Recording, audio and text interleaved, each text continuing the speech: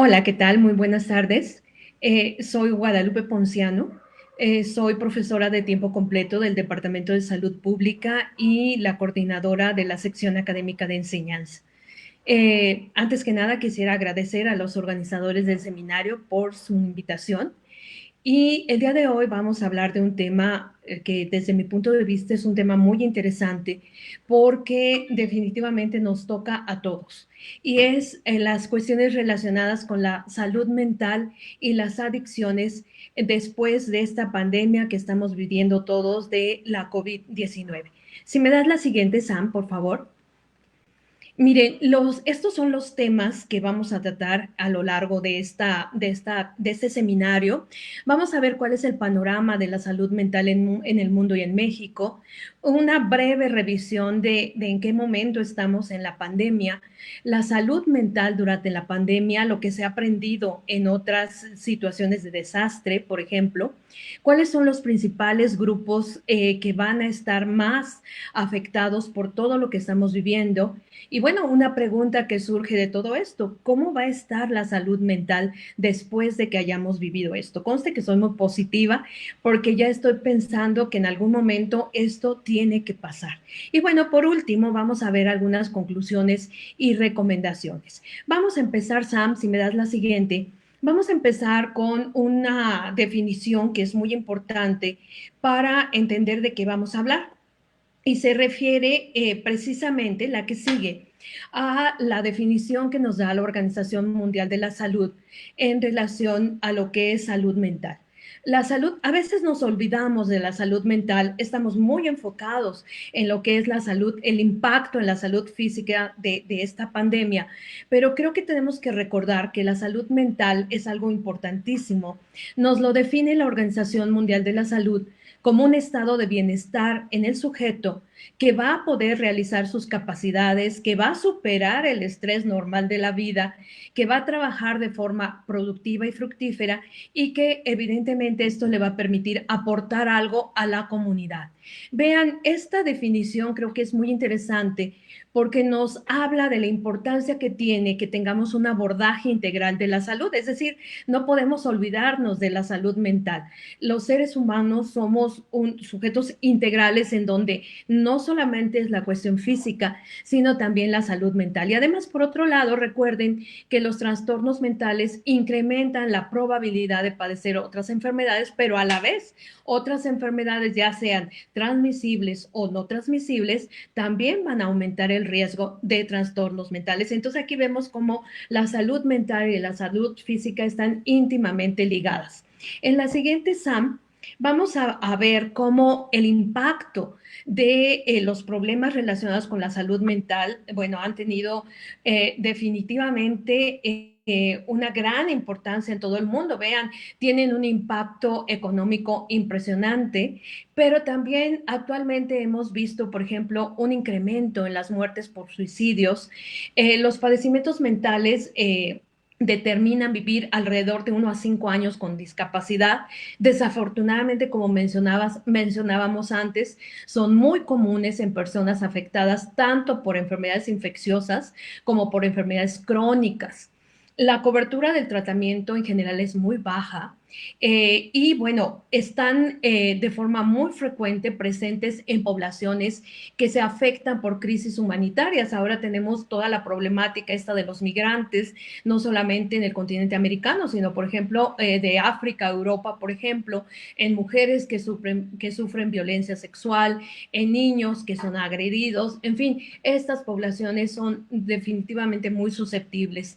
Y pues esto se presta también a violaciones a los derechos humanos, a la discriminación, a la estigmatización. Desafortunadamente, las enfermedades mentales tienen un grado de dificultad en el diagnóstico, lo que determina que desafortunadamente cuando llega la persona ya a tratarse, la enfermedad ha avanzado. y en la mayoría de los países van a ver, tenemos falta de servicios para atender este tipo de enfermedades. México, en la siguiente, vemos que nuestro país desafortunadamente pues no se escapa de esto. De acuerdo con la encuesta nacional de salud mental, vemos que los trastornos mentales están afectando alrededor del 30% de nuestra población. Además de estos trastornos, pues tenemos que hablar de las adicciones, ¿no? Así se llama también mi plática. Tenemos que hablar de las adicciones. Recuerden que ahora el nuevo paradigma de las adicciones es un padecimiento de tipo mental.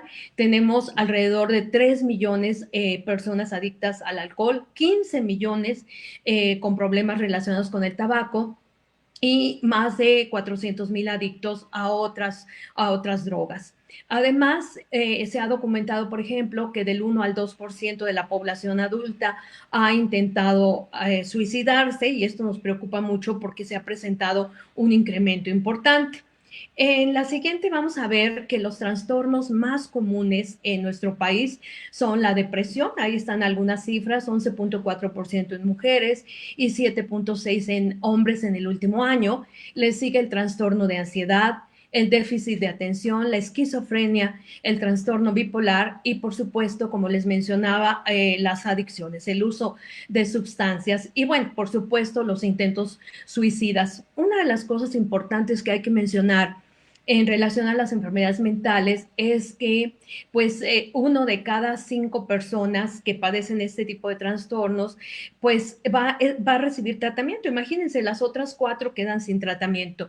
Y como decíamos, estas enfermedades no es fácil su diagnóstico. A veces empiezan como alteraciones de conducta que van sobrellevándose y esto nos explica por qué una persona que ya llega al psiquiatra generalmente ya pudo haber visitado antes alrededor de 5 médicos. El costo social es muy elevado, ya decíamos, discriminación, estigmatización, pero bueno, también están relacionados con el costo económico, ausentismo laboral y hay datos muy interesantes que nos dicen que las personas con enfermedades mentales, imagínense, sobre todo cuando estas tienen una presentación severa, van a morir de 20 a 30 años más jóvenes que la población general. Entonces, estamos hablando de una situación muy grave. ¿Qué es lo que pasa con la atención a estas enfermedades? En la siguiente vamos a ver que, bueno, hay algunos datos que nos dicen que en México, de acuerdo con algunos informes, tenemos un rezago de atención hasta del 80%. Y esto es algo que tiene que ser tomado en consideración. Van a ver a lo largo de la plática con lo que estamos viviendo y lo que viene después de lo que estamos viviendo. Y bueno, esto, un ejemplo de este rezago en tratamiento, pues son el tratamiento de las adicciones. Por ejemplo, vemos que los trastornos debido al uso de alcohol y a otras sustancias, pues son un problema creciente y desafortunadamente no tenemos los servicios adecuados para tratar a todo el grupo de personas que tienen esta problemática. La siguiente, Sam, por favor. Vamos a revisar en las diapositivas que vienen muy rápidamente, nada más el estado de la pandemia, nada más para que tengamos en mente la gravedad que ha tenido, cómo se ha dado rápidamente.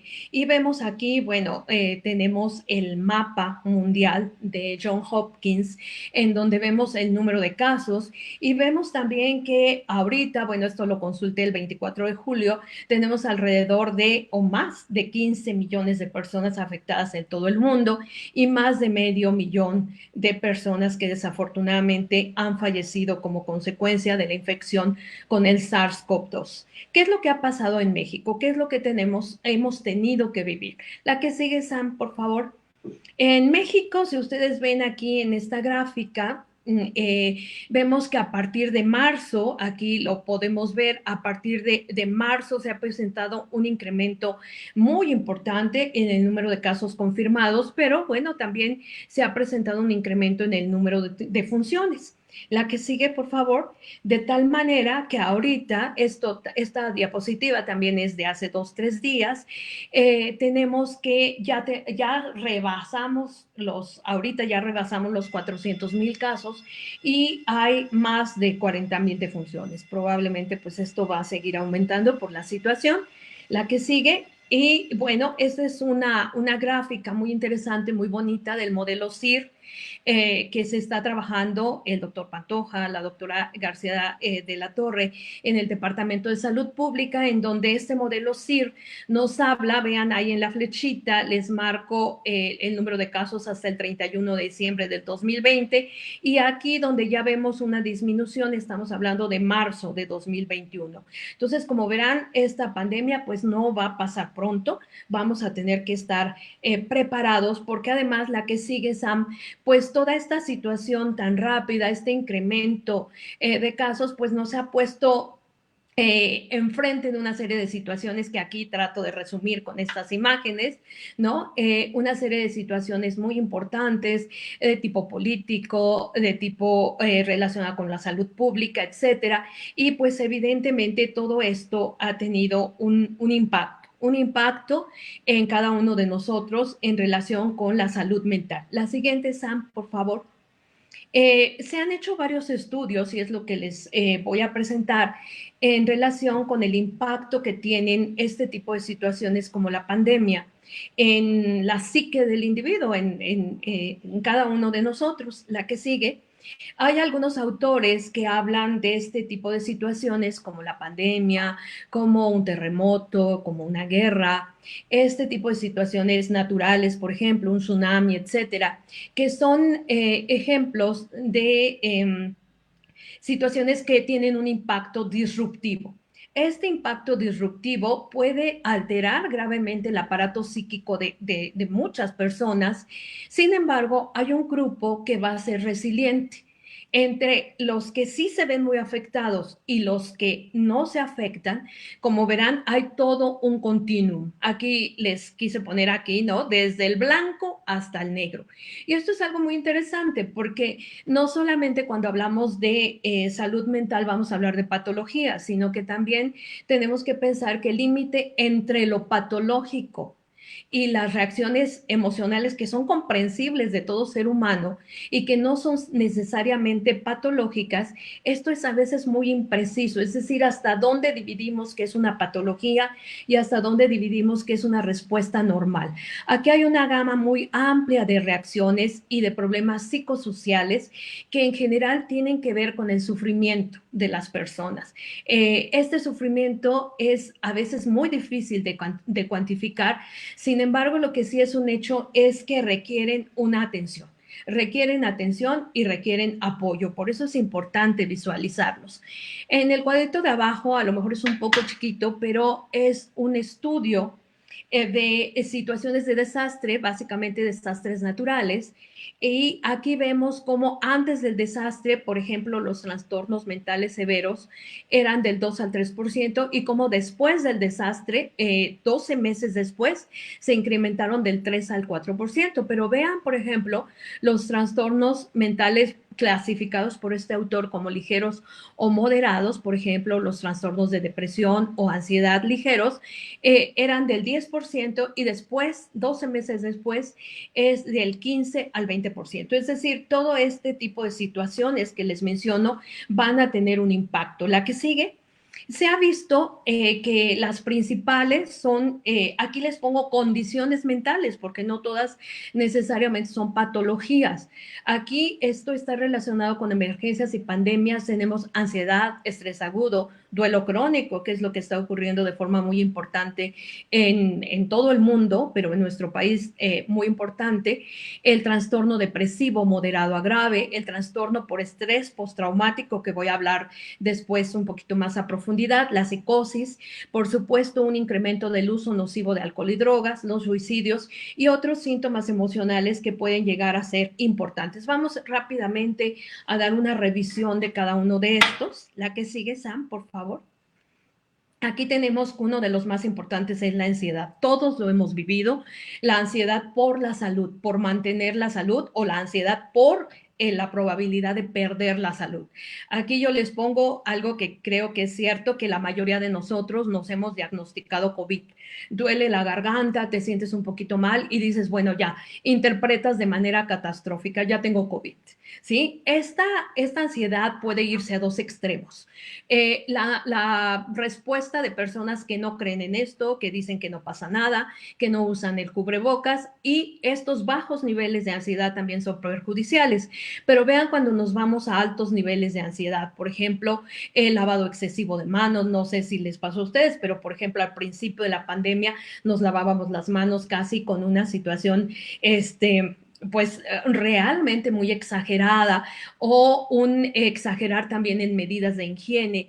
Y el problema es cuando ya esto se iba a situaciones relacionadas, por ejemplo, con retraimiento social, o incluso muchas personas, ustedes lo vieron también al principio de la pandemia, una ansiedad por comprar cosas que a veces uno ni siquiera encuentra el sentido, o bien de hablar frecuentemente para ver si tengo COVID o no tengo COVID, etcétera.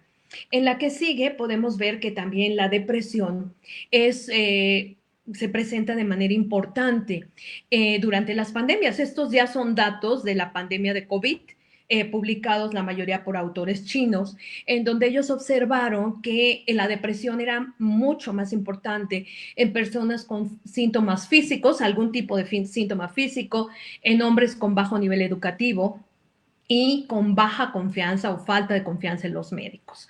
También las personas que por desgracia habían perdido un ser querido por COVID y que no se pudieron despedir. Esta enfermedad tiene esa característica, no podemos cerrar el ciclo que normalmente tenemos cuando muere una persona muy cercana, de estar cerca de ellos o junto a ellos, y esto determina un duelo patológico, no nos podemos despedir. Y los principales síntomas que estos autores encontraron son desesperanza, inutilidad, pesimismo y culpa. Y por supuesto también esto reflejado en aislamiento social. En la que sigue vamos a ver las cuestiones relacionadas con el estrés. El estrés, ¿en quién se presentó más en estos grupos del COVID-19? Pues en mujeres de 18 a 30 años y en mayores de 60 años que también habían tenido algún problema relacionado a un familiar, una persona cercana afectada por COVID. Aquí las redes sociales juegan un papel muy importante porque generan desafortunadamente mucho estrés con la información que no es verídica, que no se puede confirmar, pero en lo que confirmamos ya se generó un estrés y aparece el trastorno de estrés postraumático, en donde hay hiperactividad, hay recuerdos angustiosos recurrentes, puede haber insomnio importante, alteraciones cognitivas y también, por supuesto, alteraciones del estado de ánimo. Entonces, imagínense, esto empiece a aparecer junto con el consumo de drogas. La que sigue, por favor. Sabemos que en general los eventos que van a generar estrés, en el caso de una persona que tiene problemas con su consumo de sustancias psicoactivas, esto los puede llevar al consumo de sustancias. Por ejemplo, el alcohol se busca muchísimo en este tipo de situaciones por el efecto depresor, reduce la tensión, induce sueño, nos relaja y entonces, bueno, las personas tienden a buscar el consumo del alcohol buscando este tipo de efecto. Y ustedes han escuchado todos los problemas que ha habido en relación desde que empezó la pandemia en relación con el consumo de alcohol adulterado. Desafortunadamente ha habido muchos casos, ha habido muchas muertes en Yucatán, en Jalisco, por personas que consumen alcohol adulterado cuando hay ley seca. En el tabaco, bueno, aquí la situación ha sido menos grave porque pues el SARS-CoV-2 es un virus que afecta el aparato respiratorio. Muchos fumadores, tanto de cigarrillos de tabaco como de cigarrillos de marihuana o vapeadores, saben que tienen mayor riesgo de infección y peor pronóstico, y eso en algunos casos ha definido que dejen de fumar. Además de la comorbilidad que ya sabemos que hay asociada con el uso de sustancias. La que sigue, Sam, por favor. Vean, estos datos son calientitos, son datos de la pandemia, son datos de México, del Instituto Nacional de Psiquiatría, de la doctora Sáenz, en donde ella se hizo una encuesta a 3.500 personas en todo el país y fíjense nada más qué dato tan interesante.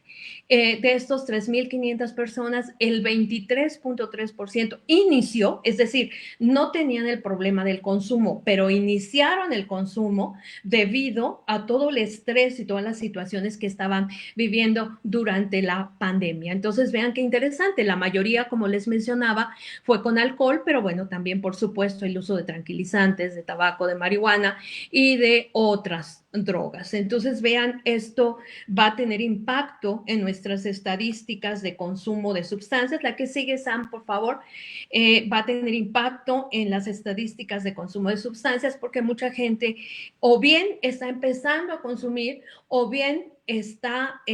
esto desencadena mucha gente que ya había logrado la abstinencia, esto les desencadena. Miren, aquí vean, por ejemplo, cuando se dijo de la ley seca, mucha gente corrió inmediatamente pues, a llenar, ¿no? Sus suministros de alcohol. Aparecieron muchas marcas de alcohol adulterado. Vean los cigarrillos, vean qué terrible. Esto están, si compras los cigarros de tal marca, te regalo cubrebocas. Y aquí, por ejemplo, esta cola enorme que ven es en Rotterdam, en donde cuando se anunció que ya no iba a haber venta de marihuana en los cafés de internet, todos los usuarios dijeron, no, esto no puede ser. Hicieron colas enormes de muchas horas con tal de tener sus suministros. Esto nos habla de una situación realmente muy interesante. La que sigue, por favor, Sam, y la que sigue inmediatamente, vamos a empezar a hablar de los grupos vulnerables. Es importantísimo tener en consideración que todo esto que hemos estado platicando no afecta de la misma manera a todas las personas, sino que hay ciertos grupos vulnerables. La que sigue, Sam, por favor. Y bueno, un grupo definitivamente muy vulnerable, que todos lo sabemos, son los niños. Los niños tienen una menor comprensión de los sucesos traumáticos y enfrentan limitaciones en comunicar lo que sienten. Y esto hace que los niños vean a esta niñita, le están poniendo su cubrebocas, pero muchos lo toman a juego, pero muchos no saben realmente qué significa este cambio, qué significa este riesgo, no entienden la muerte, el duelo, ¿sí? Especialmente cuando son muy pequeñitos. Y bueno, según el estrato social de los papás, pues hemos tenido una cuestión positiva con la pandemia, es que hay una mayor cercanía con los papás, hay nuevas formas de organización familiar, apoyo en las tareas, pero también desde el punto de vista negativo, violencia, abandono, maltrato y dificultad, por supuesto, para accesar a la educación virtual, lo que determina, pues, también va a determinar violencia, abandono y maltrato. La que sigue, Sam. El otro grupo también muy importante son los adolescentes. Todos recordamos la adolescencia y sabemos que, bueno, no es sencillo ser adolescente. Sin embargo, para ellos el cierre de las escuelas fue un impacto muy importante porque recuerden que la adolescencia, los grupos juegan un papel importantísimo en el desarrollo de las adolescentes. Si de pronto ya no puedo estar con mi grupo, pues me siento muy solo, me siento aislado, también puedo empezar a tener problemas de violencia. Si tenía novia, pues ya, o novio, pues ya no puedo seguir con esta relación. Y muchos de ellos se sienten inmunes y quieren retar al virus. Hubo varias noticias relacionadas con que se iban a organizar fiestas para contagiarse porque ya querían que todo esto pase. Y bueno, desde el punto de vista neurológico, en la adolescencia ocurre la poda neuronal, que ya se ha observado que de forma normal puede coincidir con enfermedades psiquiátricas, pero con esto sabemos que, bueno, esto puede ser todavía más grave. Y bueno, nuestros adolescentes en realidad se vuelcan en las redes sociales.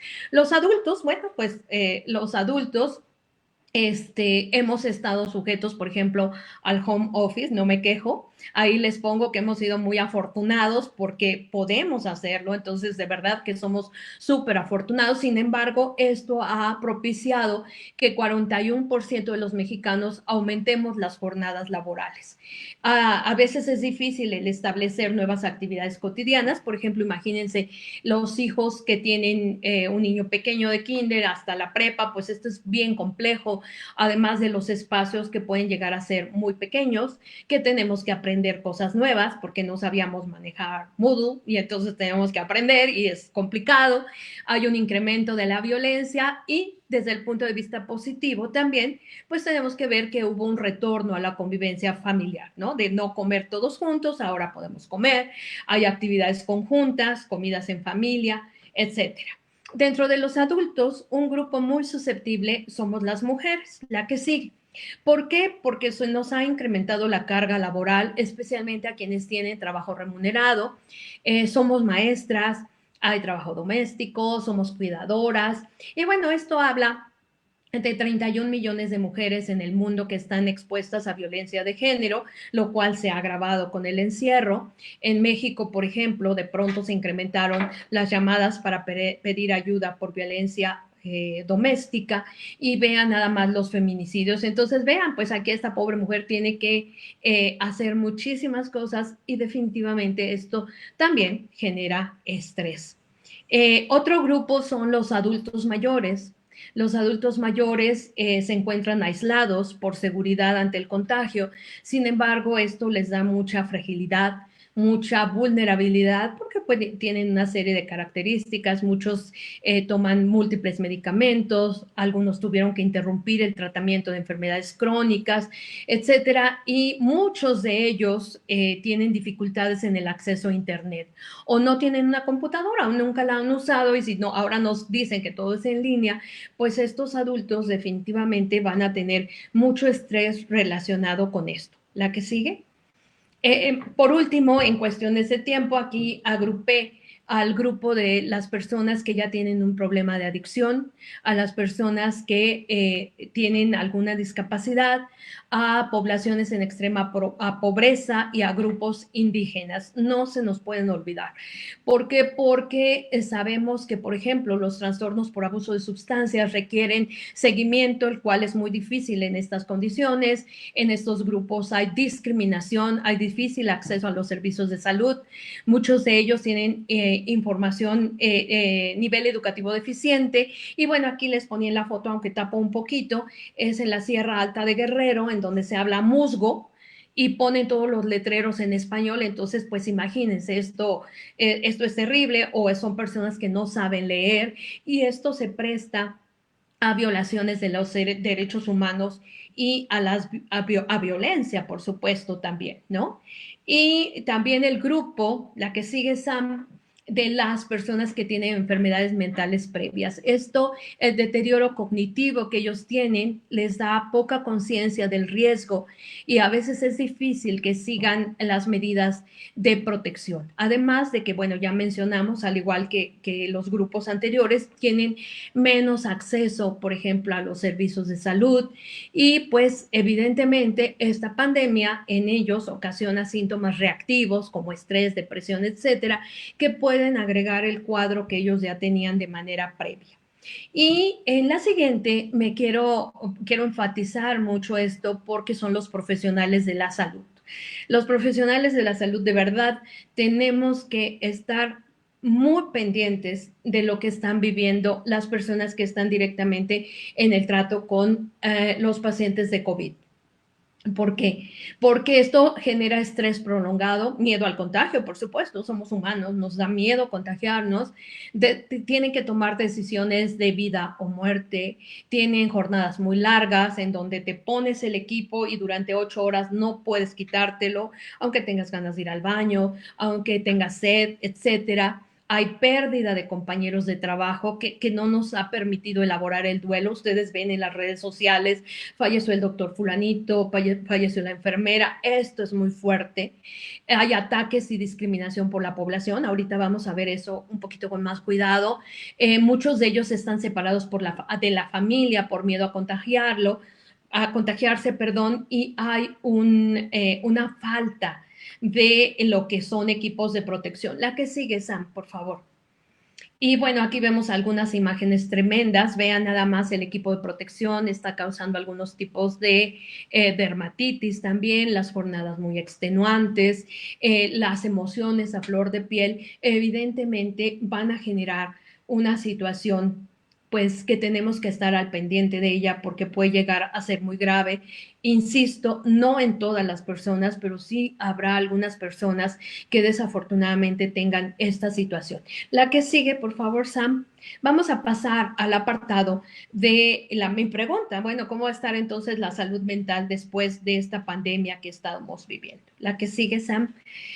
Evidentemente vamos a tener, pues como ya mencionamos y como se ha visto en otras epidemias, ansiedad, depresión y pues va a haber un repunte de algunas adicciones. Vamos a revisar en la que sigue algunas consecuencias de las emergencias sanitarias que se han estado publicando. Hay muchas publicaciones muy interesantes de esta pandemia. En primer lugar, bueno, sabemos que la pandemia de COVID, pues nunca la habíamos vivido algo parecido.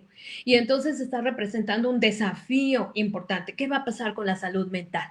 Pero sí tenemos otras epidemias que no fueron tan graves como esta, la del SARS-CoV, si se acuerdan, en 2002, 2003, la del síndrome del MERS-CoV en 2012.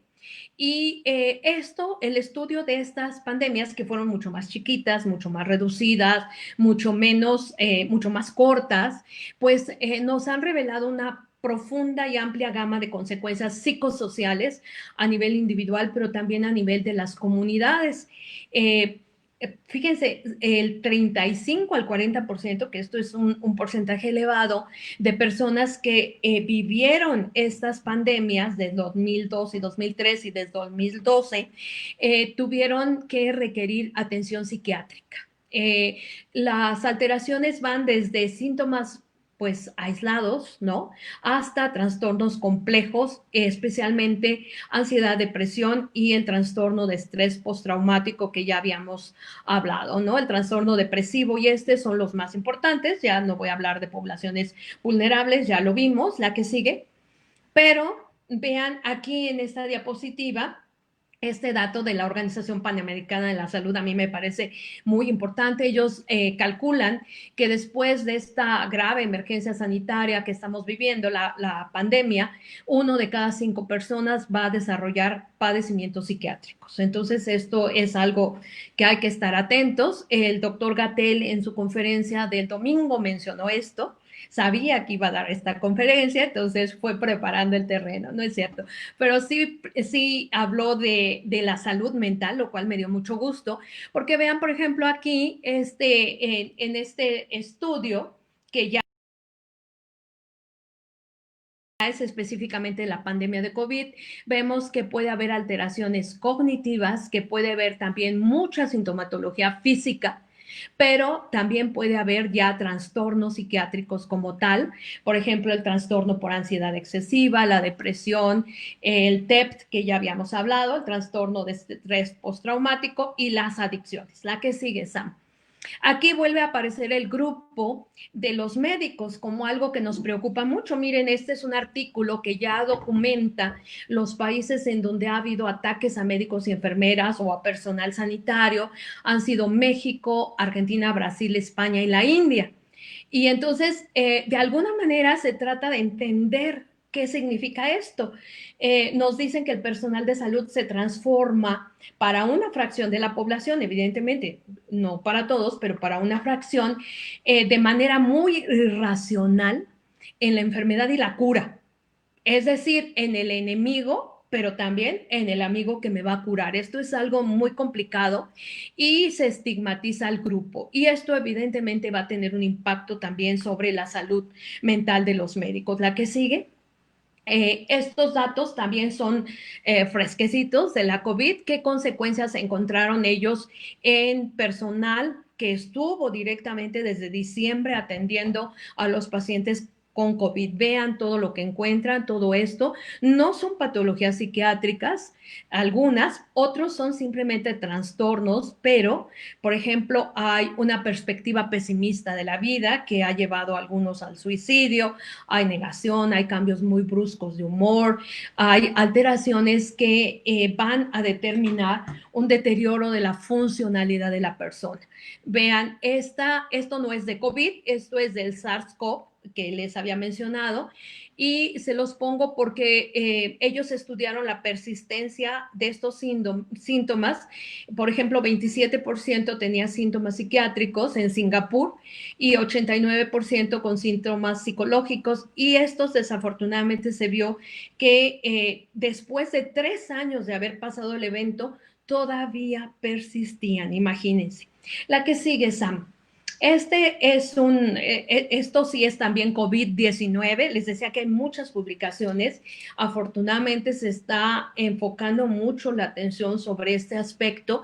Y vean, esto fue del 31 de enero al 2 de febrero de este año. Se estudiaron 1,200 personas de la población general que se ven aquí y 1,500 profesionales de la salud. Y vean, aquí quiero recalcarles cómo los profesionales de la salud, comparativamente con la población general, tienen mucho más problemas. Tienen más de la mitad síntomas depresivos, tienen mucha ansiedad, tienen trastornos del sueño, y ahí no se ve por lo de la facultad, pero una de las cosas importantes que se encontraron, que estos síntomas se presentaban el 23% más en mujeres que en hombres que habían vivido la pandemia. La que sigue.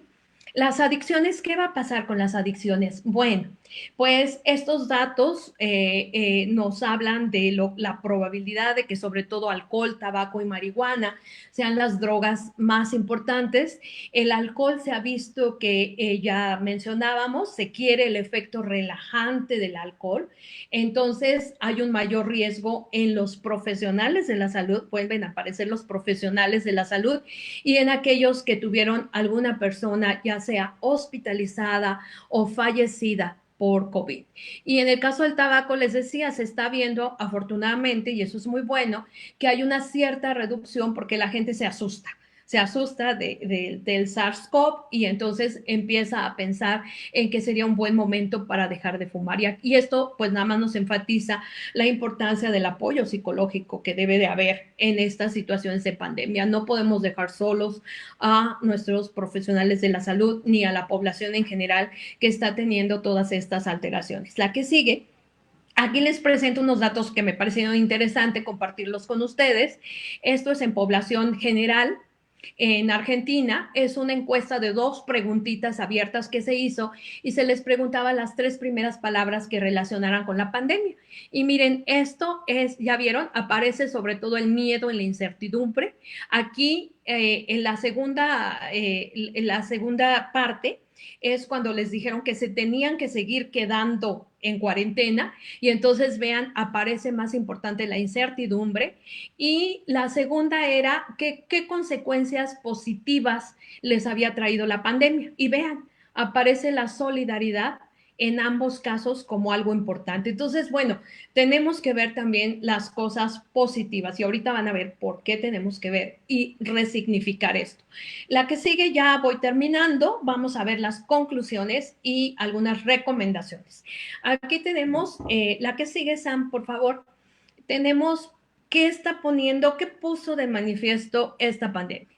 Una desigualdad brutal, una desigualdad impresionante, económica, social, educativa, cultural, de género, de etnia. Puso esto sobre la mesa. Estaba, pero no lo habíamos visto con tal crudeza como lo vimos con la pandemia. Tenemos una desigualdad brutal, una brecha brutal. Y bueno, yo le pongo aquí, y bueno, ya cuándo vamos a aplanar la curva de la pandemia, pero también cuándo vamos a aplanar la curva de la desigualdad. Hay una serie de factores. Había carencia de infraestructura física y humana, había mucha violencia ya que ahora se recrudeció, había desempleo, pero ahora es mayor. Se dieron cuenta que hay que invertir en ciencia, porque si no, pues imagínense, ¿no? Nos piden maravillas en 3 días, siendo que se ha descuidado por años todo lo que es la investigación, pues no se vale. La información, hemos tenido verdaderamente un boom de información impresionante, mucha de ella falsa. y bueno, la credibilidad muchas veces muy baja hacia las autoridades, ¿no? Que si protege el cubrebocas, que si no protege, en fin, una serie de situaciones. Y aquí tiene que aparecer necesariamente la resiliencia. Vean esta florecita que está creciendo ahí, me gusta mucho, porque es lo que implica la resiliencia, la capacidad que tenemos de hacer frente a la adversidad, a este hecho disruptivo. La que sigue, muy rápidamente, ya me voy a apurar. Tenemos aquí esta diapositiva, me la prestó la doctora Noria Ampudia, que es una excelente economista, y vean nada más lo que les estoy mostrando, cuál va a ser el incremento porcentual y en millones de personas por COVID. Vean, la pobreza por ingresos, la pobreza por debajo de $3.2, la pobreza por debajo de 5.5, la pobreza extrema y la pobreza laboral. Vean nada más, el impacto económico de la pandemia va a ser importantísimo porque se va a reflejar en un impacto en la salud física y en la salud mental. Y entonces, la que sigue, por favor, vamos a tener que entrarle a la nueva normalidad. La nueva normalidad, ¿no? Llámenle como quieran, lo que viene, lo nuevo, lo que no hemos vivido, y es lo que vamos a ver. Por ejemplo, hemos cambiado muchísimas cosas, costumbres, hábitos, rutinas, etcétera. Y pues nos hemos adaptado, aquí estamos, aquí estamos. Y ahora vemos, por ejemplo, con naturalidad el uso de mascarillas, ¿no? Corres antes de salir por la mascarilla, la distancia física, limpiar los zapatos, en fin, una serie de cosas que antes no habíamos estado en contacto con ellos. Y bueno, entonces es lo que llamamos la nueva normalidad. Dentro de la nueva normalidad, la que sigue Sam, aparece algo muy importante que es el manejo del miedo. El miedo, acuérdense que puede ser adaptativo porque nos mantiene alerta, pero también puede ser una situación que si no manejamos adecuadamente, puede salirse de las manos y puede ser paralizante y puede ser muy dañino. Esta pandemia, esta incertidumbre que vivimos, inevitablemente nos hace pues nacer emociones displacenteras, pero entre ellas, sobre todo el miedo o angustia. Y una cosa muy importante es que estas emociones son normales, no son patológicas. Es decir, nos estamos adaptando y es normal tener miedo. Es normal que yo les confiese que he tenido miedo, miedo de contagiarme, miedo del COVID, porque es algo que ha surgido de esta pandemia, ¿sí? Identificar cuando el miedo es adaptativo, es decir, un miedo normal que surge y manejarlos adecuadamente va a ser importantísimo en lo que viene de la pandemia y lo que vamos a tener que vivir. Aquí aparece uno de los miedos, la que sigue Sam, en la forma del síndrome de la cabaña. Todos hemos tenido síndrome de la cabaña, ¿no? Hace alusión al temor y vivencias desagradables que se activan en relación a la exposición real de todo lo que conlleva salir, porque afuera, ya vieron, está el coronavirus. En mi casa no, pero afuera. Y entonces, ¿qué hago? No quiero salir. Me niego a salir. Me da el ataque de ansiedad cuando tengo que salir. Y también aparece otro que es el síndrome del pijama, que ya existía, pero ahora se ha exacerbado, sobre todo en adolescentes que han cambiado importantes los horarios de sus actividades. Entonces lo vemos con pijama y no sabemos si se acaba de levantar o si se va a acostar. ¿No? No sabemos qué pasa. Yo he tenido síndrome del pijama en vacaciones, pero ya no, ¿eh? Prometo que ya voy a superar ese síndrome. La que sigue, por favor. Tenemos también que adaptarnos a nuevas formas de expresión, saludo y contacto físico. A quienes nos encantaba llegar después de las vacaciones y darnos un abrazo o darnos un beso, vamos a tener que reprimirnos. Y bueno, eso también fisiológicamente tiene un impacto porque estamos hablando de oxitocina, de dopamina y de serotonina, que antes nos relajaban, nos hacían sentir esta sensación de bienestar. Y ahora, pues de alguna manera, vamos a tener que acostumbrarnos a estas nuevas respuestas emocionales ante ya no te puedo abrazar, ¿no? No te vi todas las vacaciones, no te vi desde marzo, te quisiera abrazar, pero no puedo. Entonces, esto es algo que también vamos a tener que adaptarnos. La que sigue, aquí tenemos también, pues, las habilidades sociales. ¿no? Empiezan a aparecer las habilidades sociales y habilidades para la vida, habilidades que yo siempre he sostenido que son importantísimas y que tenemos que enseñarlas. La autoestima, la comunicación asertiva, el pensamiento creativo, el manejo de emociones y de estrés, y aquí surge como algo importantísimo la asertividad, esa capacidad de expresar lo que sentimos de manera adecuada. ¿Por qué?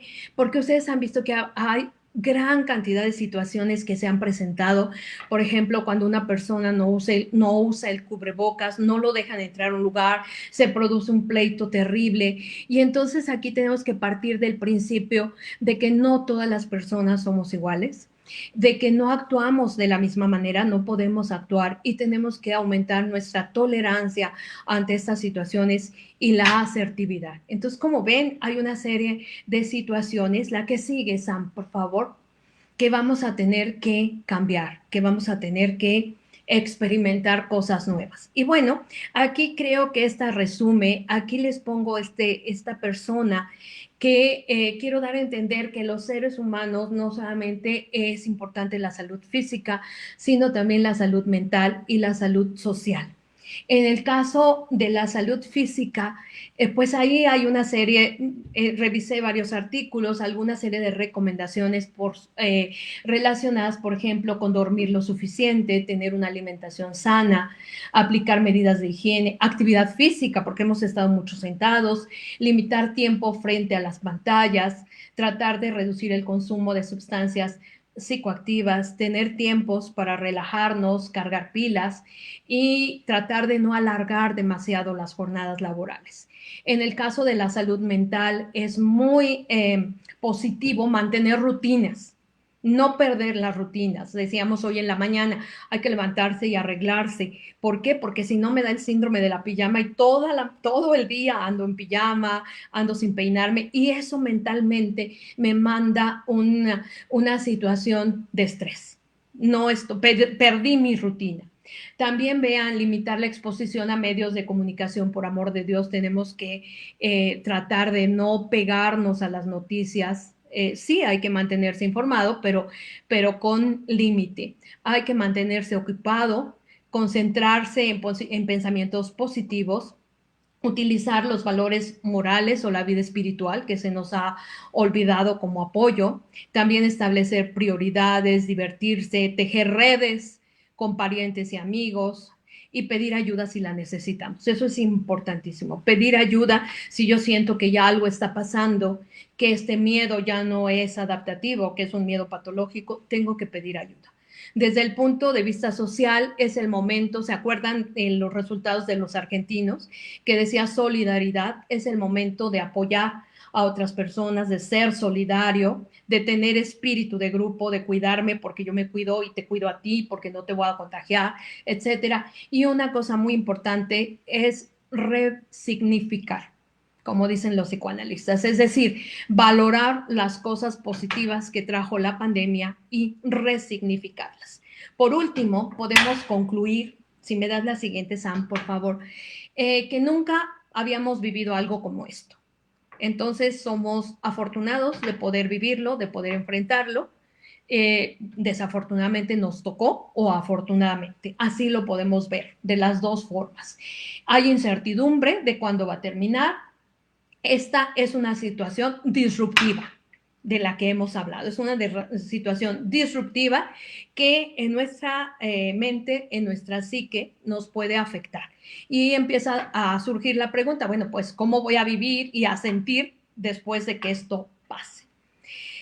Por la forma del virus, por la gran virulencia que tiene, por su forma de diseminación, nos ha generado gran ansiedad y estrés. Y ya vimos que entonces podría ser un factor de riesgo o bien para alteraciones emocionales o bien, en el peor de los casos, para patologías psiquiátricas. Tenemos que cuidar a los grupos vulnerables, pero especialmente, por favor, a los profesionales de la salud. Ya vieron toda la información.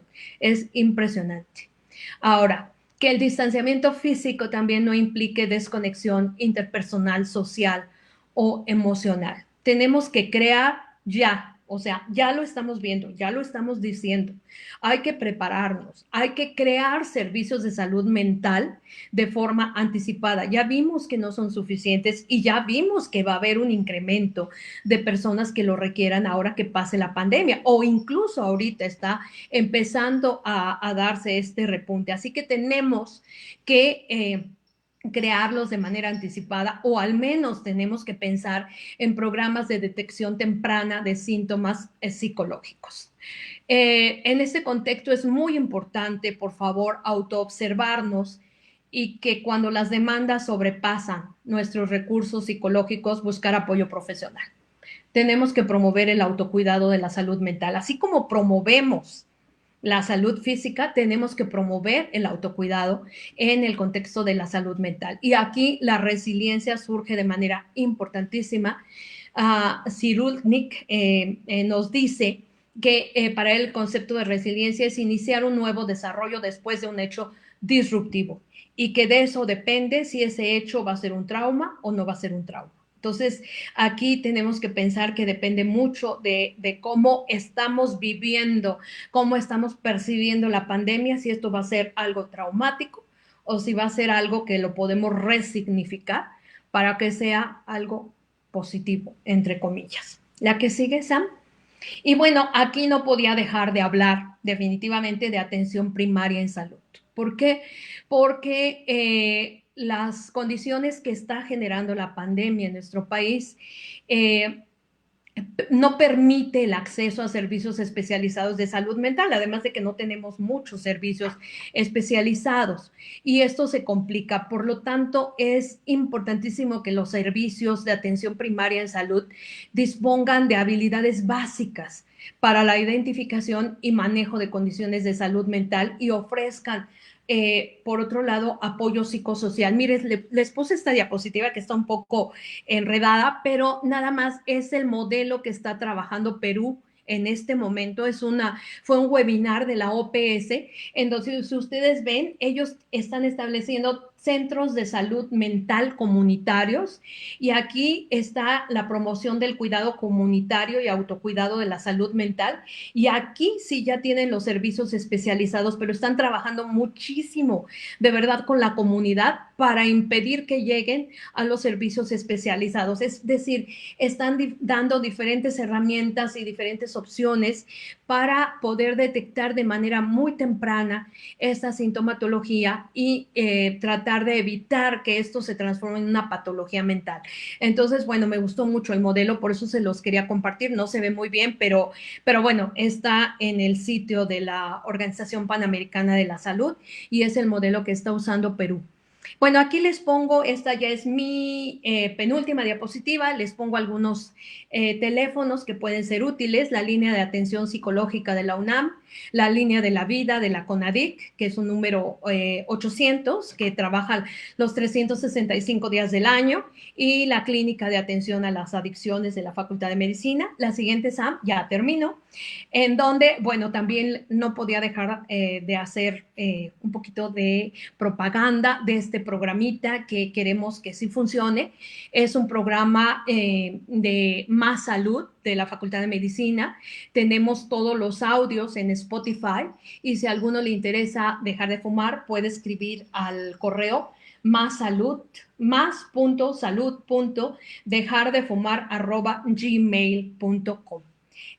Ojalá haya personas que se animen. Acuérdense que es muy importante ahora aprovechar esto positivamente para dejar las adicciones. Y finalmente, Sam, la última diapositiva, pues creo les tengo que dar muchísimas gracias por su atención. Lo logré en 51 minutos, Sam.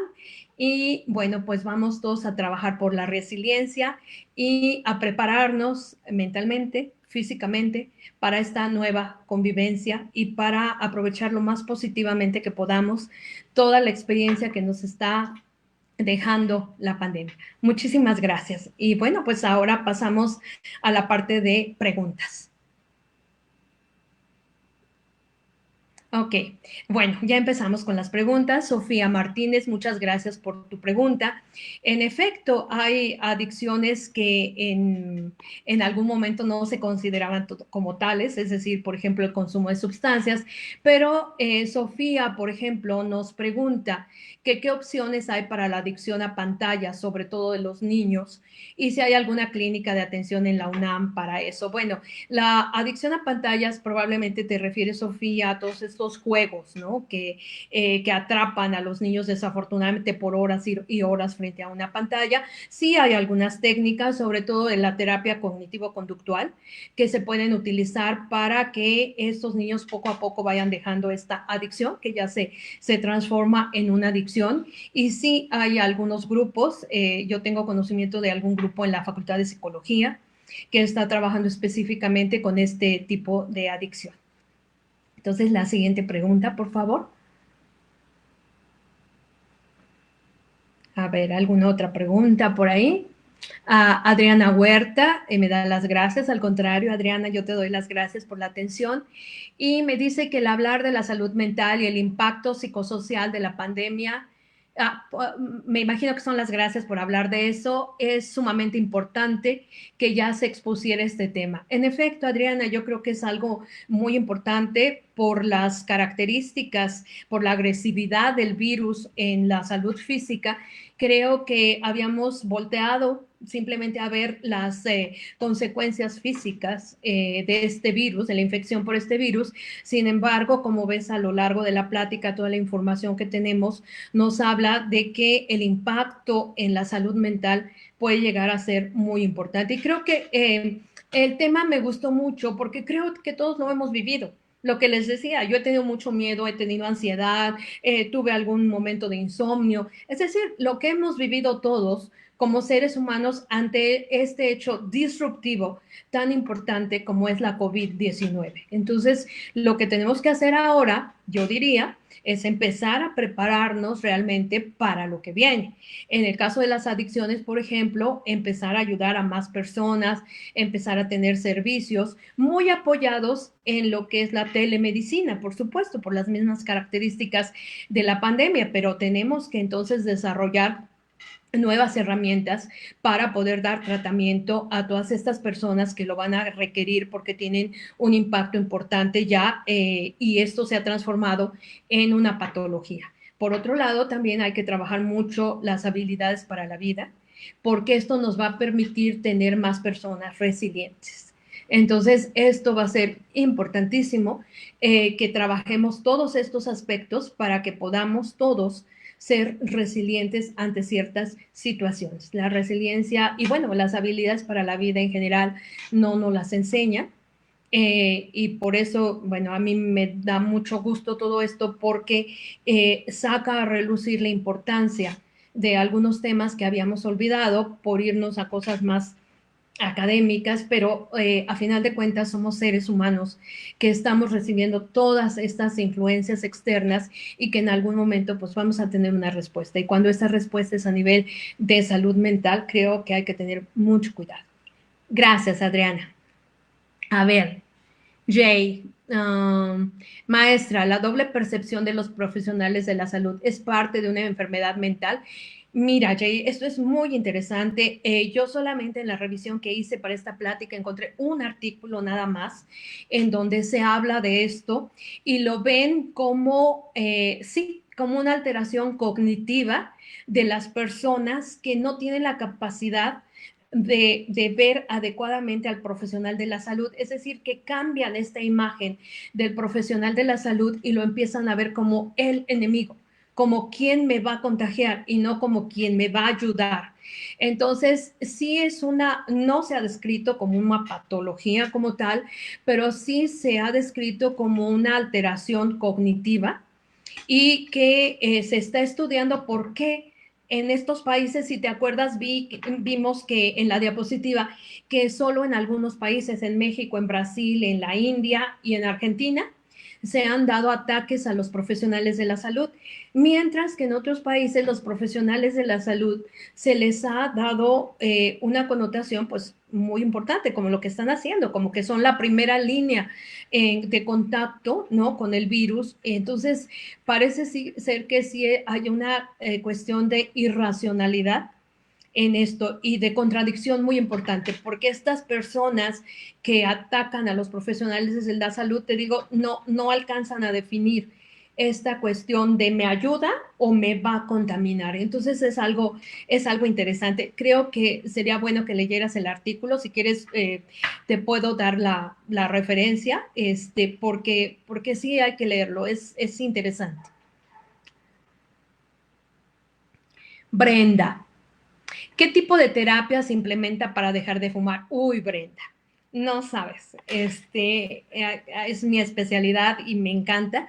Y bueno, el tipo de terapia que básicamente se utiliza para dejar de fumar es la terapia cognitivo-conductual y la terapia racional emotiva. Este tipo de terapias son terapias breves en general, son terapias en donde tú vas guiando a la persona a través de una serie de herramientas que te brinda la misma terapia para que deje de fumar.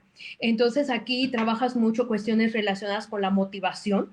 De hecho, primero tienes que motivar de manera muy importante a la persona para la cesación.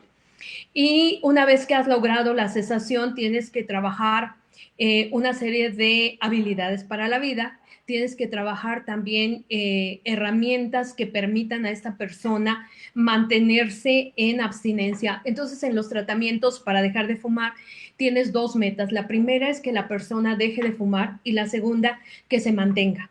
Entonces, trabajas con diferentes herramientas para lograr esto y, por supuesto, también en las personas que tienen una gran dependencia a la nicotina, puedes utilizar medicamentos. Tenemos ahora medicamentos que tienen un impacto muy positivo para reducir el síndrome de abstinencia por falta de nicotina, como son las terapias de reemplazo de nicotina, como es la vareniclina y como es el bupropión. Son tabletas que tú puedes dar a la persona cuando tú, a través de un diagnóstico adecuado, encuentras que tiene una altísima dependencia física y que si le quitas el tabaco sin darle algún apoyo de tipo médico va a tener un síndrome de abstinencia muy importante. El programa que les puse, el de Más Salud, es un programa que está basado precisamente en la terapia cognitivo-conductual y a través de 12 audios vamos llevando a la persona, primero la preparamos, después hacemos que deje de fumar, ahí está, gracias Sam, qué linda, luego hacemos que deje de fumar y después le damos todo el apoyo para que se mantenga y para que todas las distorsiones cognitivas, es decir, todas las ideas, todas las creencias que había tenido en relación al cigarro, ¿no? De, ay, me permite verme muy guapa, ¿no? Me permite concentrarme, me permite establecer relaciones sociales, me da personalidad, todo eso que piensa el fumador y que a veces no lo expresa, lo trabajamos aquí. Entonces, bueno, me diste la oportunidad de de repetir el correo, es más.salud.dejar de fumar, ay Sam, eres lo máximo, @gmail.com. Inscríbanse, van a ver que es un programa muy bonito. Y bueno, pues la siguiente pregunta, Sam, no sé si ya estamos sobre el tiempo y tengamos que terminar, tú dime o podemos responder alguna otra pregunta. Ah, me dices que, ok, perfecto. Bueno, pues con esto terminamos. Yo les agradezco muchísimo la atención. Y ya saben, tenemos que cuidar no solamente la salud física, sino también la salud mental. Muchísimas gracias por su atención y bueno, pues nos estaremos viendo en este seminario del Departamento de Salud Pública el próximo martes a las 12. Tenemos una cita. Gracias.